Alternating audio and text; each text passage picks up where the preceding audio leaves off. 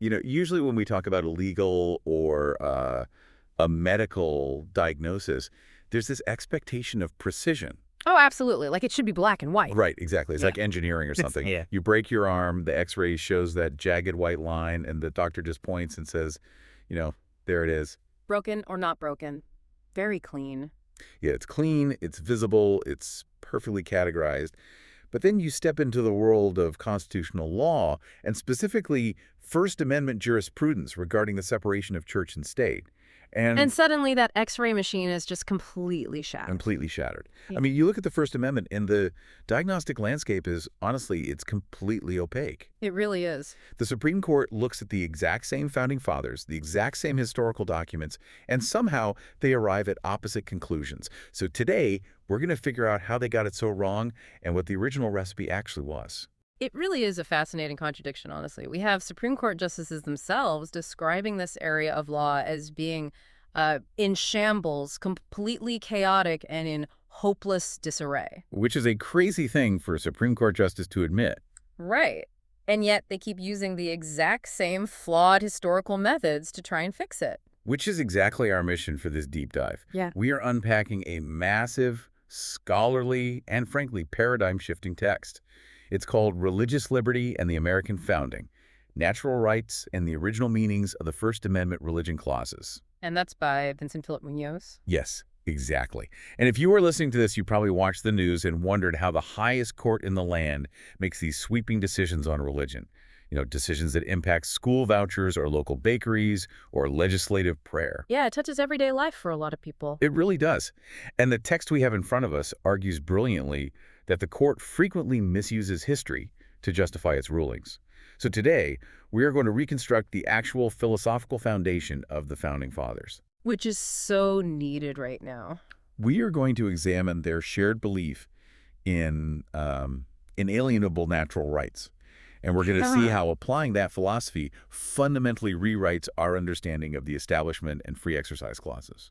We're going to look way past the usual handful of famous quotes that, just get thrown around in cable news debates. We're digging into the founding-era state constitutions, the intense philosophical debates of the 18th century, and the actual messy drafting records of the first Congress. Now, before we really get into the weeds here, I want to offer a quick but very necessary disclaimer for you, the listener. Very important point to make here. Yeah, because the sources we are diving into today intersect with some of the most highly charged political and cultural issues of our time. I mean, we are talking about everything from same-sex marriage to religious exemptions from state laws. Which are huge flashpoints. Huge. So I want to be absolutely clear. Neither of us is taking a side on these modern political debates today.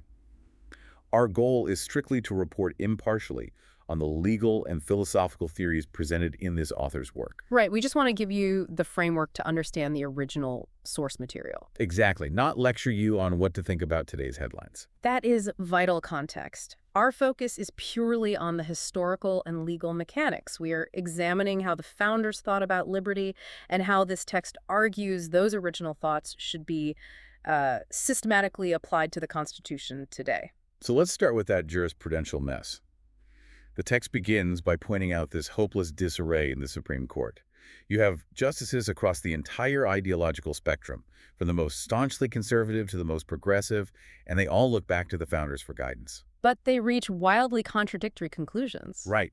How is it possible that the smartest legal minds in the country are looking at the exact same history and seeing totally different things? Well, the author points to a practice that professional historians derisively call law office history. Law office history. Yeah, essentially, judges and lawyers treat the vast, incredibly complex history of the American founding like a convenient grab bag of quotes. Oh, I see. They figure out what modern outcome they want. They search for a founding father who happened to say something that vaguely supports that outcome.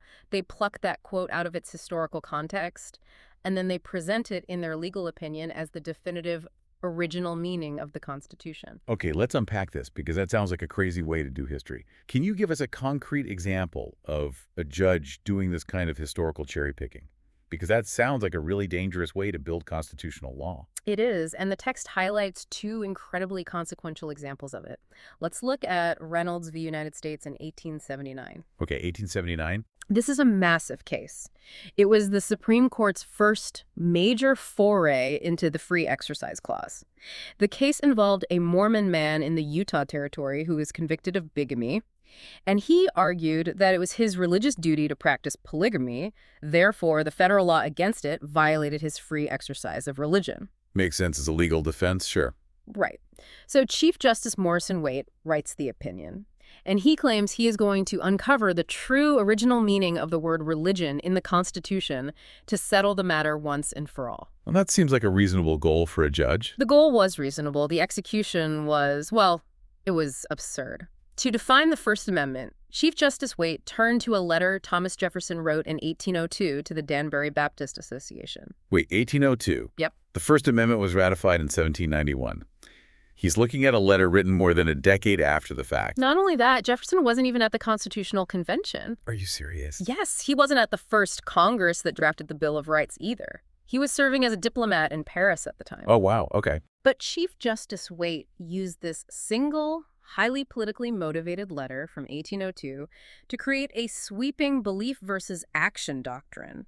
Waite claimed the First Amendment deprives the government of power over mere opinion, but leaves it entirely free to regulate actions. So Waite performed a massive jurisprudential sleight of hand here.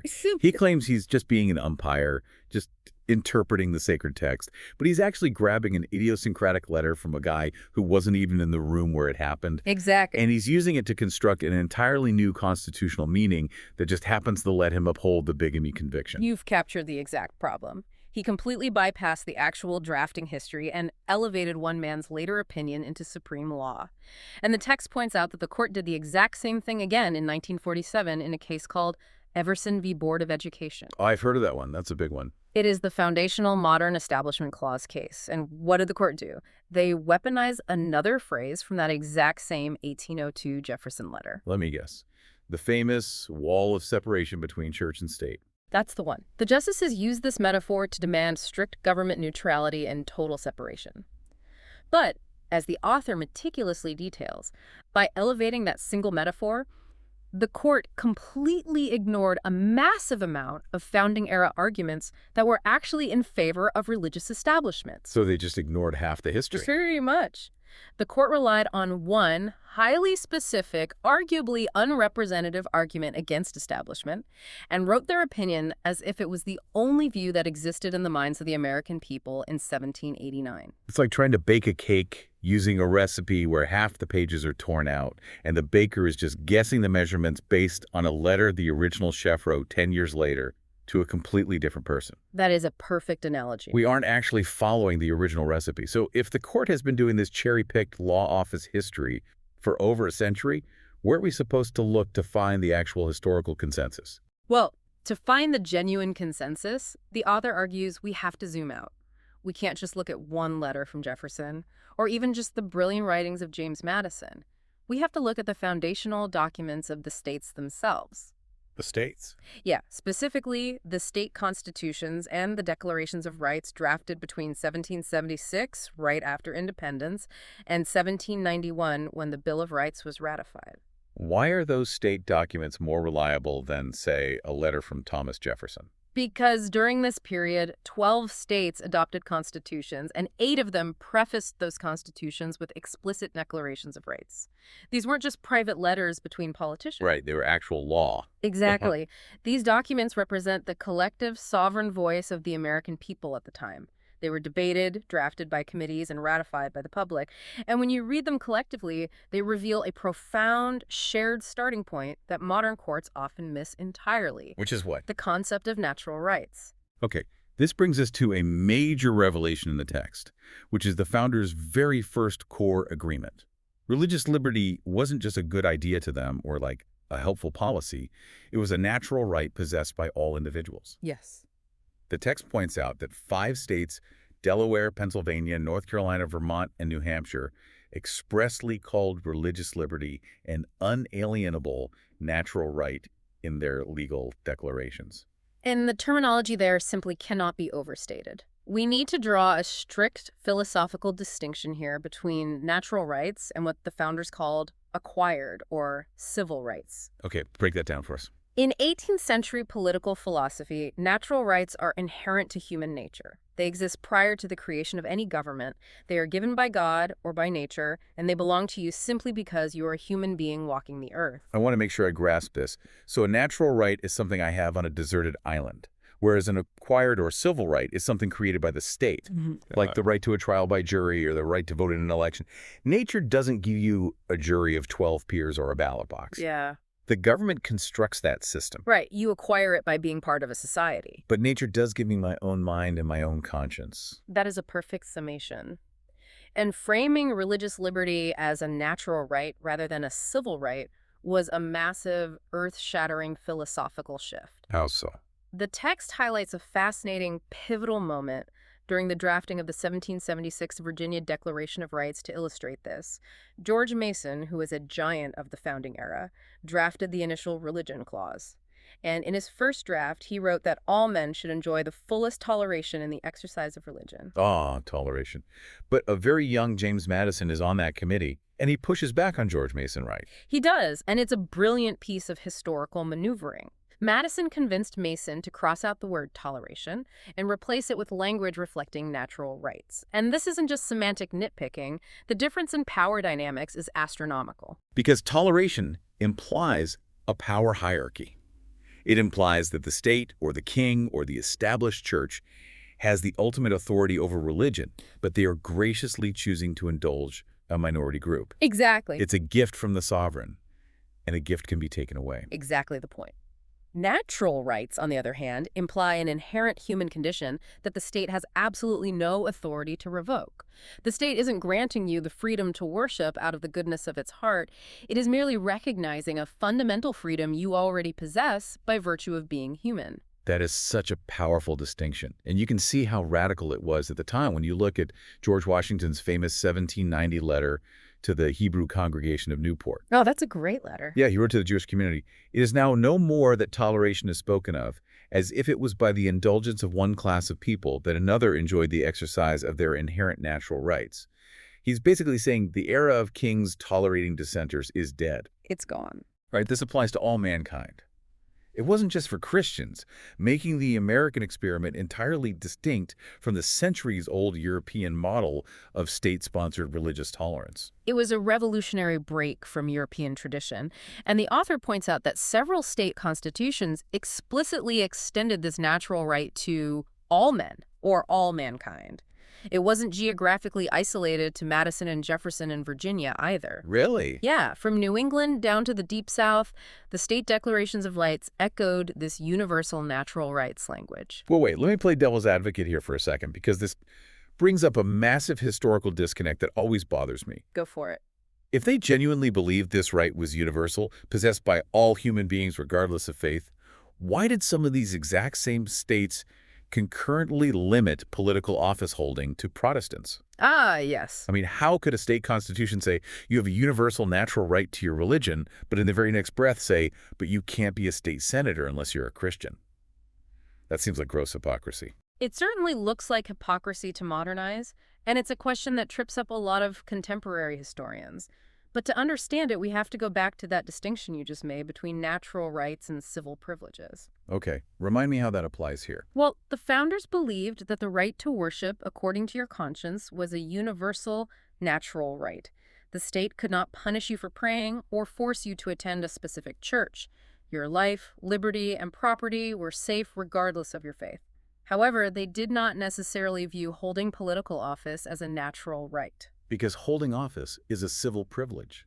It's an acquired right created by the political society. Precisely. The 18th century logic was that the acknowledgement of equal natural rights didn't automatically demand the equal extension of all civil privileges. Interesting. A state could logically say, we will not punish you for your faith.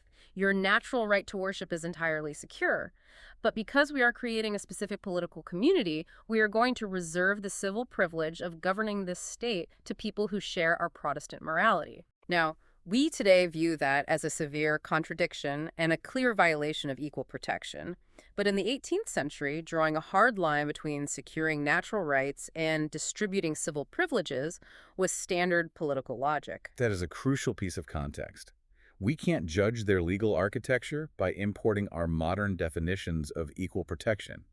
And this entire distinction between natural and civil rights hinges entirely on how the founders viewed the creation of government in the first place, which takes us into their understanding of social compact theory. If you want to understand the Constitution, you simply have to understand the social compact theory. The basic idea, which they drew heavily from philosophers like John Locke, is that before governments existed, people lived in a theoretical state of nature. Okay, paint a picture of that for us. In this state of nature, you have total unbridled freedom, but your natural rights are incredibly insecure because there's no law, no police, and no impartial judge to protect you from being harmed by a stronger neighbor. So it's basically anarchy. I have the right to my property, but if someone bigger comes along and takes it, I have no recourse other than fighting them. Right. So to get security, people come together and form a social compact. They agree to create a civil government. Yes. And to empower that new government, individuals have to alienate or surrender certain natural powers to the state.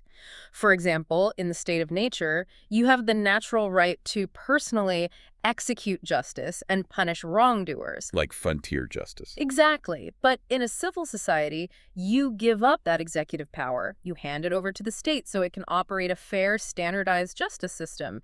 You alienate some of your freedom to secure the safety of your life and property.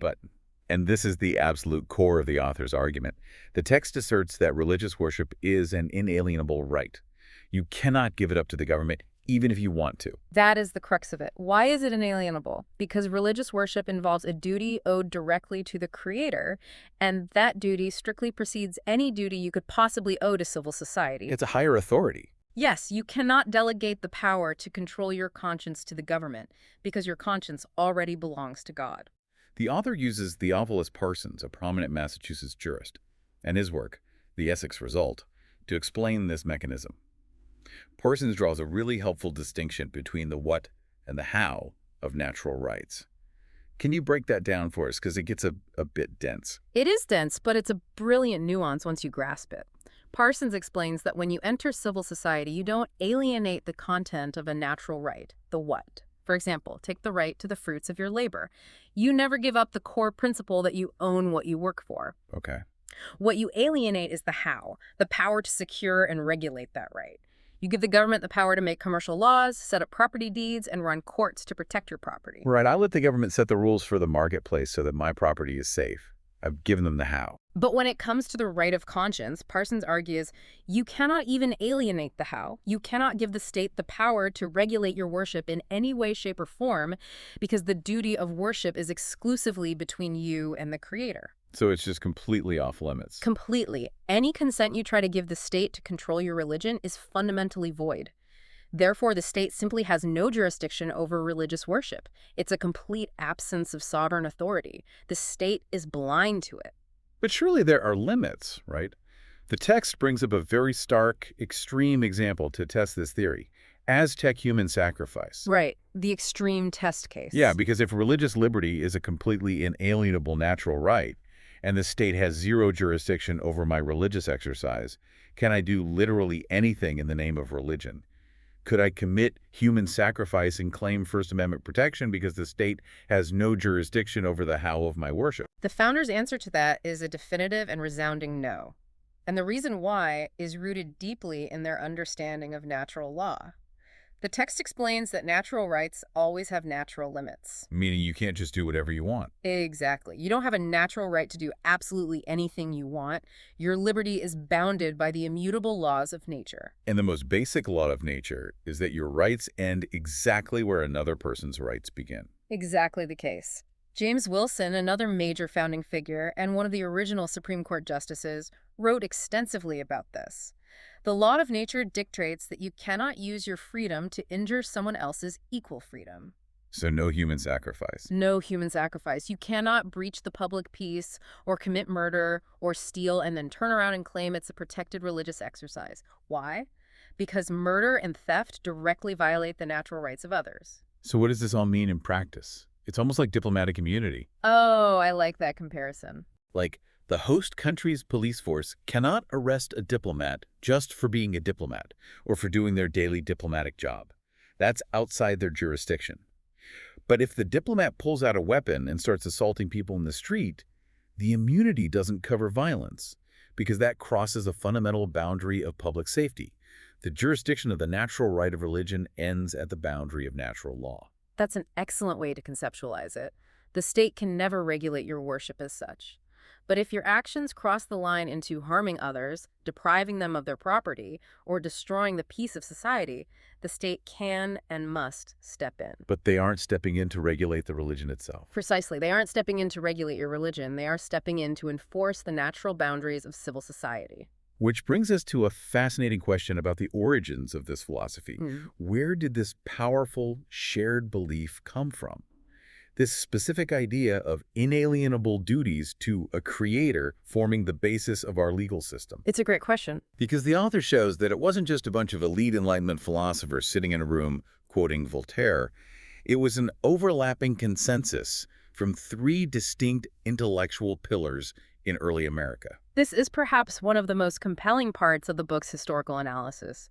The author demonstrates how three very different types of American thinkers arrived at the exact same conclusion about religious liberty being an inalienable natural right, but they took completely different paths to get there. And who are these three pillars? The three pillars are Thomas Jefferson representing Enlightenment reason, James Madison representing natural theology, and Isaac Backus representing Christian, specifically Protestant theology. Let's walk through these, starting with Jefferson. His argument in the famous Virginia Statute for Religious Freedom is heavily based on epistemology. And for anyone who hasn't taken Philosophy 101 in a while, epistemology is basically the study of how we know what we know and how beliefs are formed in the human mind. Right. Jefferson takes a very scientific, rational approach. He argues that the human mind simply cannot be coerced by physical force. Belief relies entirely on evidence and reason. Okay. If the state threatens to fine you, or imprison you, or even execute you for your religious beliefs, it might force you to say certain words out loud to save your life, but it cannot force you to actually believe them in your mind. Right. Force only creates hypocrites. Exactly. Therefore, trying to coerce the mind is a futile violation of the natural order of how human beings process information. Then we have James Madison. Yeah. His famous document, the Memorial and Remonstrance Against Religious Assessments, argues from what the text calls natural theology. This is slightly different from Jefferson's strict rationalism. It is. Madison starts with the premise that a creator God exists and that this God authored human nature. Since God gave us a rational nature and free will, Madison deduces through logic that the only fitting, acceptable worship for such a creator is voluntary worship. So it's an insult to God to force it. That's his argument. If the state coerces someone's religion, it is interfering with a sacred duty that person owes to the Creator, and it is actively offending the Creator who designed human beings to choose freely in the first place. And then here's where it gets really interesting to me. The third pillar is Isaac Backus.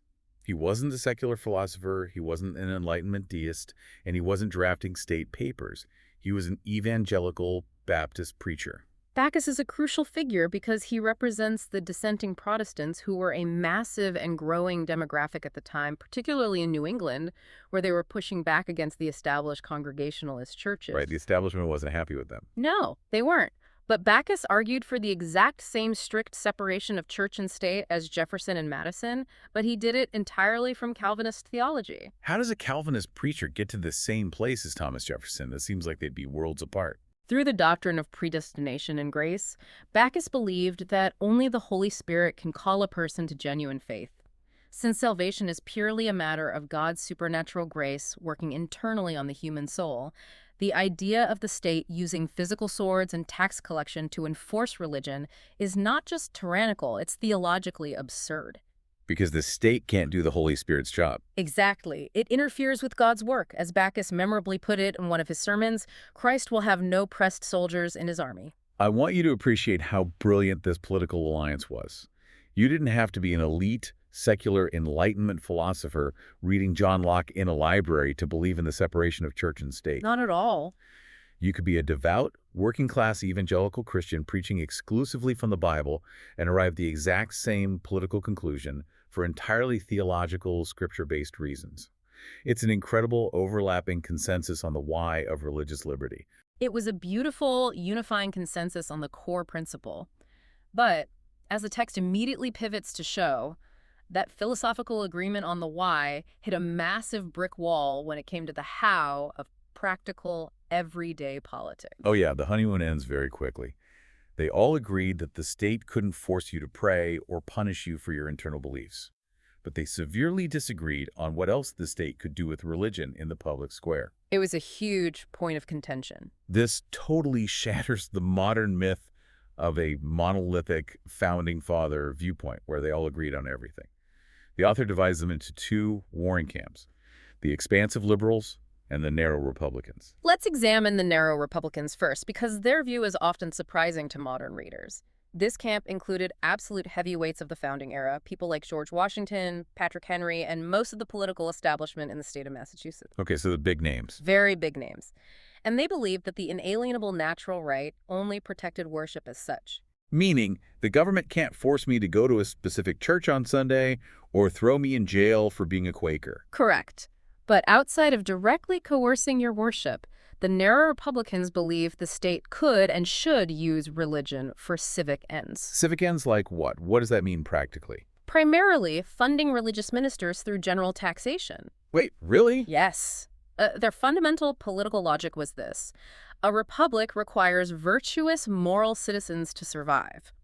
Without a king to keep people in line, the people have to govern themselves, which requires immense public virtue. And they believed religion is the single best way to teach that necessary morality to the masses. So they saw the church as like a public utility. Sort of, yeah. Therefore, it is perfectly legitimate for the state to collect taxes to support churches, because churches are producing the moral citizens the state desperately needs to survive. Wait, let me stop you right there. So George Washington, the father of the country, and Patrick Henry, the give me liberty or give me death guy, were totally okay with state-funded religion. How does that square with the idea of religious liberty? I mean, Patrick Henry literally introduced a general assessment bill in Virginia to systematically fund Christian teachers through state taxes. It squares perfectly in their minds because of how they defined the boundaries of the natural right. For Washington and Henry, paying a tax to support a minister didn't violate your conscience. Oh, so? Especially because Patrick Henry's bill was designed to allow you to direct your tax money to a Christian minister of your own choice.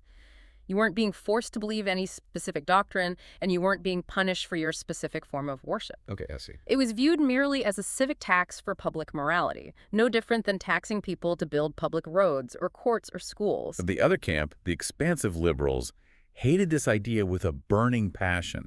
They absolutely despised it. The expansive liberals, led prominently by Jefferson and Madison in Virginia, believed that jurisdiction over religion was entirely off limits to the state, even for supposedly beneficial civic ends. So they fought Henry's bill. They vehemently opposed Patrick Henry's tax bill. They believed that religion doesn't need state support to thrive, and that any entanglement between the state's coercive taxing power and the church inherently corrupts both institutions.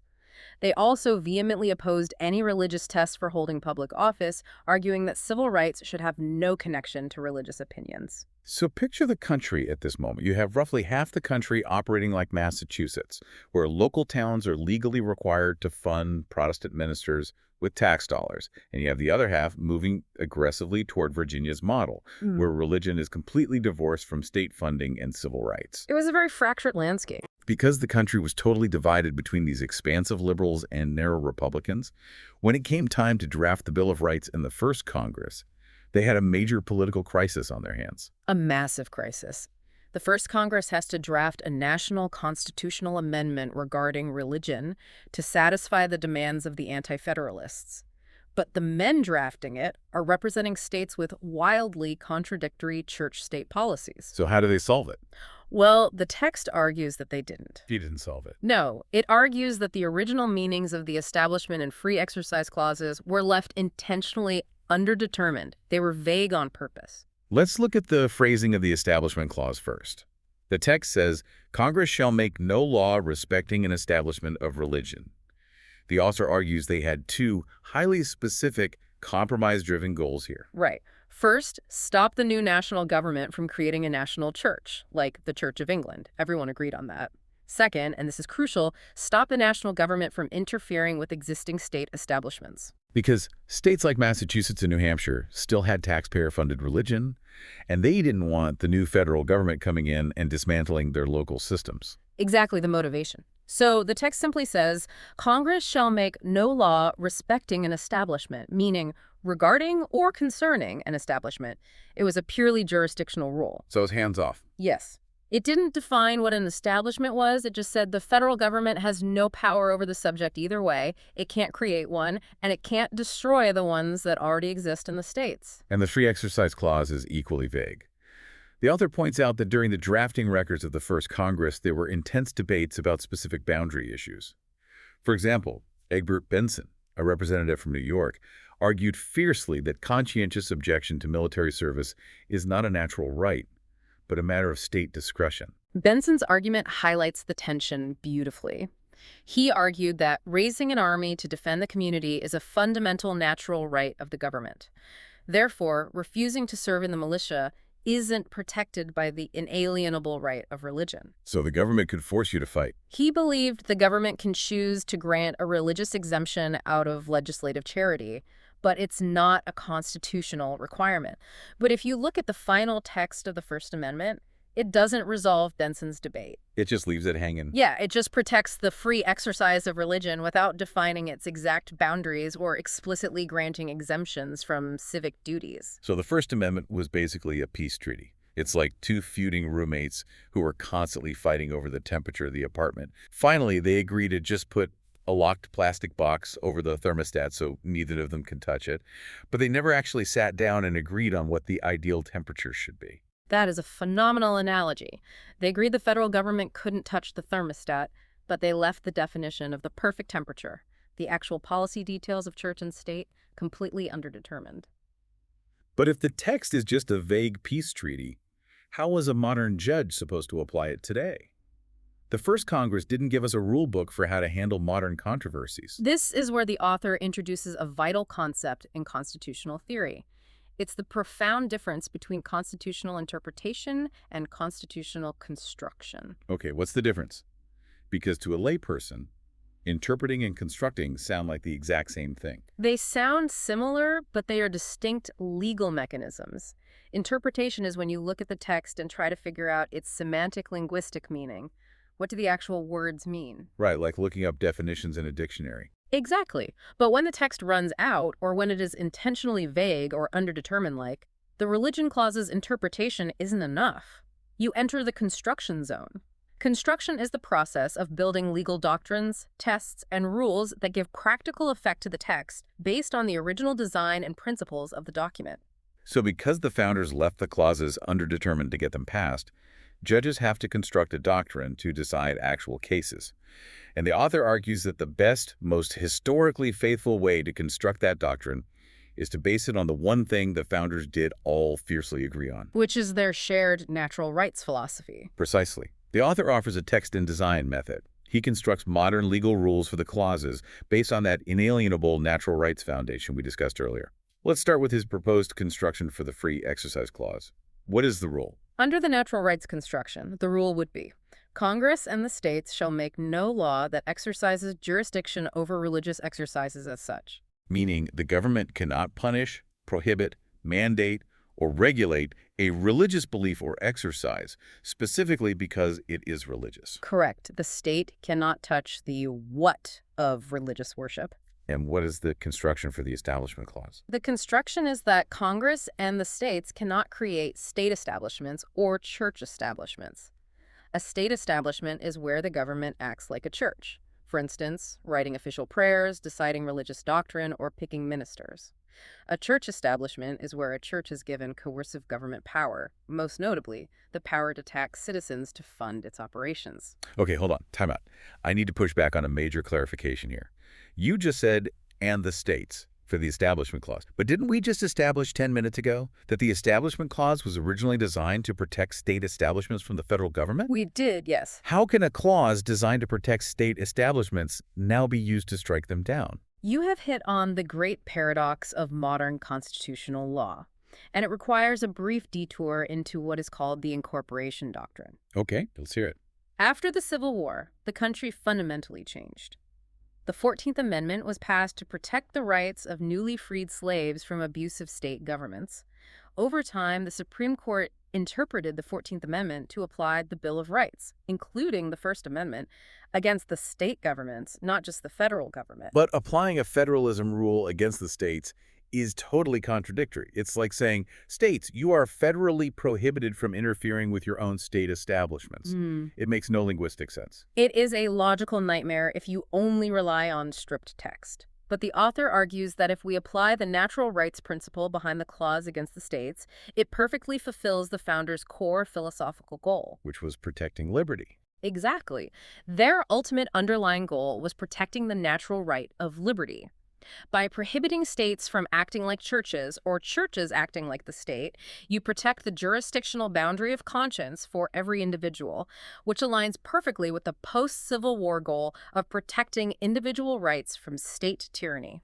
Okay, the theory makes sense on paper, but when you drag this 18th century philosophy into a modern courtroom filled with today's culture wars, does it actually hold up?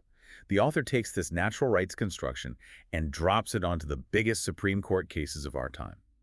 And what we find is that this framework doesn't map neatly onto modern conservative or liberal judicial wings at all. It really scrambles the modern political lines. Let's look at a watershed case, Employment Division v. Smith from 1990. Set the scene for us. What were the stakes? Two Native American men were working as drug rehabilitation counselors in Oregon. They were members of the Native American Church, and they ingested peyote, a hallucinogen, as part of a religious sacrament. Because peyote was illegal under general state drug laws, they were fired and subsequently denied unemployment benefits for workplace misconduct. They sued, arguing the state violated their free exercise of religion by not granting them an exemption. And Justice Antonin Scalia wrote the majority opinion, saying they didn't have a constitutional right to an exemption. And the natural rights approach agrees with Justice Scalia's conclusion here. Under this construction, there is no constitutional right to a religious exemption from a generally applicable neutral law. Because it doesn't target religion. Exactly. The drug law didn't target religion as such, it targeted drug use for everyone to protect public health. Because the law didn't cross the jurisdictional line into regulating religious worship as such, the free exercise clause wasn't violated. But contrast that with the Church of the Lukumi Babliai case. Here you have a Santeria church in Hialeah, Florida, where animal sacrifice is a core part of their worship. The city council held an emergency meeting and passed ordinances specifically banning the ritual sacrifice of animals, directly targeting the Santeria religion, while simultaneously allowing animals to be killed for food, hunting, or pest control. In that case, the law did target religious exercise as such. The law was clearly gerrymandered to suppress a specific religious practice because the community found it distasteful. So they crossed the line. Big time. Therefore, striking down the ban is absolutely correct under the natural rights construction. The state crossed the jurisdictional line and tried to regulate the what of worship. Okay, what about the famous Masterpiece Cake Shop case? The Christian baker in Colorado who refused to design a custom cake for a same-sex wedding because it violated his religious beliefs about marriage. This case was everywhere in the news. This is where the natural rights approach might genuinely surprise people on both sides of the aisle. Under this construction, the baker has no constitutional right to a religious exemption from a neutral state non-discrimination law. The law in question regulates commercial conduct in the public marketplace, not religious exercise as such. So under this framework, he would lose. Well, not necessarily. While he doesn't have an automatic right to an exemption, the state still cannot show hostility to his religion. In the actual Supreme Court case, the court ruled for the baker specifically because members of the Colorado Civil Rights Commission made comments showing blatant, on-the-record hostility toward his faith. Oh, right. The natural rights approach agrees that state hostility toward religion is an unconstitutional exercise of jurisdiction over belief. But absent that overt hostility, the state legislature has the full constitutional power to enforce general commercial laws without granting religious exemptions. Let's switch gears to the Establishment Clause. What about Town of Greece v. Galloway? This was the case about town councils opening their public legislative meetings with a sectarian prayer. Current conservative justices usually allow this, citing historical tradition. The natural rights approach strikes it down. The logic is simple. If the state is composing prayers, hiring chaplains, or directing religious worship during an official government meeting, it is exercising the functions of a church. Because the state is acting like a church. But that is the very definition of a state establishment. The government simply has no jurisdiction to lead prayer. But on the flip side of that, what about school funding? Can the government provide tuition vouchers that parents can then choose to use to send their kids to religious private schools? Progressive justices usually say no, citing Jefferson's wall of separation and arguing public money shouldn't fund religious education. The natural rights approach would actually allow neutral state aid to religious schools. Really? Why is that? Because funding the education of children is a legitimate, secular, civic end. The state isn't delegating coercive taxing power to the church. It's funding a public benefit education and allowing individual citizens to freely choose where to apply that benefit. It doesn't violate the boundary of natural rights because no one's conscience is being coerced. Think about the implications of this. This approach completely removes the Supreme Court from the messy business of balancing tests, where judges have to weigh state interests against religious burdens on a subjective scale. It creates a stark, bright-line rule. A very clear line. If the state regulates religion as such, it is unconstitutional. Full stop. If it regulates general public welfare and incidentally burdens a religion, it is constitutional. Though, crucially, the legislature can always voluntarily grant exemptions if it wants to, through the messy democratic process, rather than having judges force it upon them. That is the ultimate takeaway of the author's work. Returning to this natural rights framework takes these massive, divisive, emotionally charged cultural issues out of the hands of unelected judges acting as amateur philosophers. Which nobody wants anyway. No, exactly. It puts those debates back into the democratic process where they belong, while keeping a strict, impenetrable, categorical boundary around actual religious worship. So to summarize this incredible deep dive into Muñoz's work, we've learned that modern First Amendment jurisprudence is broken because it ignores the founders' foundational philosophy and relies on cherry-picked law office history. Yes, that's the root of the problem. By zooming out and looking at the era's state constitutions, we see a unified, profound belief in an inalienable natural right to worship, grounded in a primary duty to the Creator. While the founders bitterly disagreed on policy, whether to fund ministers or not, their core philosophy allows us to construct a robust, categorical rule for today's courts. Exactly. The state has absolutely no jurisdiction over religious exercises as such, neither to suppress it nor to assume its functions. It honors the constitutional text, it respects the actual history, and it provides a coherent, principled path forward out of the jurisprudential mess we find ourselves in today. We want to thank you for joining us on this deep dive and encourage you to keep questioning the consensus. But we want to leave you with a final thought to mull over, something that builds on this legal architecture. A little food for thought. Yeah. The founders built this entire legal framework on the premise that human beings owe a primary, inalienable duty to a creator. That was the absolute bedrock of their argument. But here's something for you to chew on.